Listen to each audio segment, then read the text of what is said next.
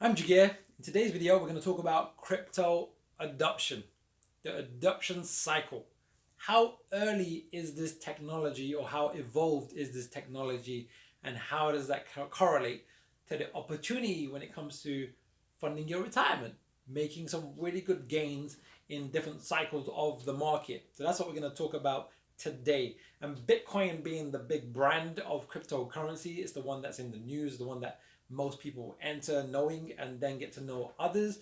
Bitcoin will give us a real good key indicator of where we are in the market.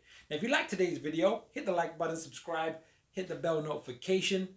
If you are thinking, who is this guy? Well, I am the award-winning author of The Extraordinary New Venture Capital Opportunity, How to Invest Like a Pro. And one of the key things on investing like a pro is timing. So that's what we're going to talk about today. So let's dive straight in.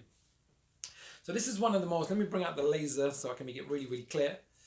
This is one of the most common things when it comes to technology adoption. And you have this two first phases called the innovators and the early adopters, right? And these are like tech enthusiasts, really techie kind of guys on this early stage. And then you have this chasm. It's like, think of it like a massive bridge or a gap where there might not be a bridge and it has to be a leap of faith. But when we get to the early majority, late majorities, when you start to have some mainstream adoption. So it's almost like this S that's occurring. So where are we when it comes to crypto, blockchain, Bitcoin in this adoption cycle? Well, it seems that we are around here, where we're going from these early adopters to early majority. It's getting much more mainstream attention, where publicly listed companies like MicroStrategies, Tesla, Square, Visa are all getting involved in Bitcoin and blockchain in different ways. So it's really, really important to note that we are very early in this whole adoption cycle. You know, we're talking the next 5 years, 10 years, 20 years before we start seeing ourselves getting into the late majority, right? That means you're early to the party. When you're early to the party with such a breakthrough, revolutionary technology, it means there's massive opportunity if you know what you're doing. To give you a better visual, this image I got, it's probably a few years back, so I wanted to update it. But here, the image when it was first brought into existence, and I thought it was great, is Bitcoin was 41 billion at the time when this image was. And it just gives you a real comparison to people like Bill Gates. His net worth was 86 billion, so Bitcoin was smaller than Bill Gates' net worth at the time. Amazon was around 402 billion in terms of its market capitalization, its stock value. So Bitcoin was like 10% of Amazon.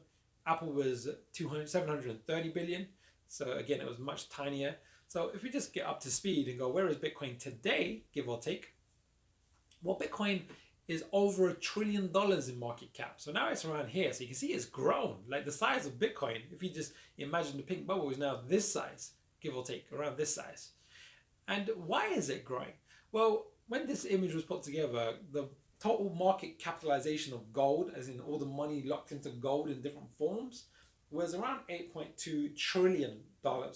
And currently it's raised a bit because of the price of gold has gone up. It's around $11 trillion. Now, many are seeing Bitcoin as a better store of value than gold. Why?